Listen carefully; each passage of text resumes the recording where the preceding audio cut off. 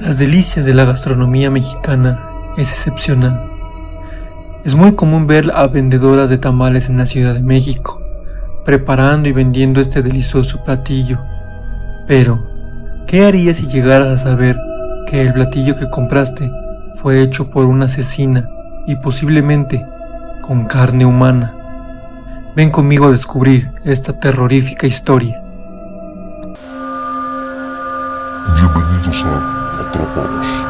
Comenzamos. México es sin duda uno de los países que esconde un sinfín de historias y mitos. El que te voy a contar tuvo lugar en la Ciudad de México, para ser exactos, en una localidad llamada Portales. María Trinidad Ramírez, nuestra protagonista, tamalera de oficio y madre soltera de 5 hijos, unió su vida con un peluquero, Pablo Díaz. Pensó que ahora sí estaba completo su hogar, se sintió protegida, pero pronto sus sueños se esfumaron, pues vivió un verdadero infierno. Hace años se publicó un caso estremecedor, ya que una noche, como ya era costumbre, Pablo golpeó brutalmente a sus 3 pequeños hijastros y les prohibió cenar, todo porque mancharon unas cuantas prendas limpias al saltar sobre la cama. María Trinidad tuvo tanto rencor que decidió matar a aquel hombre. Mientras sus hijos dormían, fue cuando su madre tomó un bat de béisbol y lo descargó en el cráneo de su esposo, quien dormitaba frente al televisor. El padrastro de los niños no tuvo tiempo de reaccionar. Un segundo batazo lo hirió de muerte y comenzó a convulsionarse, lo que asustó a la señora y, temerosa de ser asesinada si fallaba en el homicidio, propinó otros 2 impactos. Después, salió lentamente de su vivienda y pidió prestada un hacha a la dueña de la casa, explicándole que la necesitaba para partir el ocote que iba a utilizar para encender el brasero. Eran las 11:30 de la noche del sábado. El hombre golpeado quedó casi desnudo y los primeros hachazos le separaron las piernas, provocándole la muerte en 3 minutos. En la madrugada del domingo terminó su obra la tamalera. El paso siguiente fue retirar las partes que no cupieron en un costal de la Conasupo.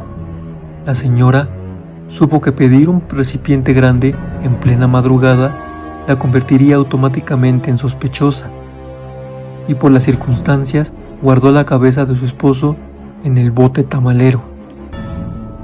Estalló el escándalo. Parte de los restos fueron encontrados a un costado de la casa 508, calle Sur 71A, Colonia Justo Sierra, al sur de la ciudad. La policía cree que se utilizó un bat, un hacha, una cegueta y un cuchillo de carnicero. A lo que María Trinidad, ya detenida, dijo: "Pueden creer lo que quieran, pero eso es mentira. Usé el hacha y luego la lavé con cuidado. Nada de cegueta o cuchillo. Luego saqué el carrito de madera y llevé el costal a la avenida Plutarco Elías Calles. Más tarde, por Emiliano Zapata, y llegué hasta San Andrés de Tepilco, frente al depósito de servicio de transportes eléctricos". El 29 de julio de 1971 llegó María Trinidad a la cárcel de mujeres, consignada ante el juez penal, quien pronto le dictó auto de formal prisión por homicidio. Sin duda, esta historia nos hace ver que una madre puede llegar a hacer cualquier cosa con tal de proteger a sus hijos, incluso hasta matar. Déjame tu comentario. Dime, ¿qué opinas sobre esto? Comenta qué casos te gustaría que trajera, o bien, si tú tienes un caso, házmelo llegar para publicarlo. Espero el video haya sido de tu agrado. No olvides darle like y suscribirte. En la descripción te dejaré mis redes sociales. Comenta y comparte. Esto fue Atrapados.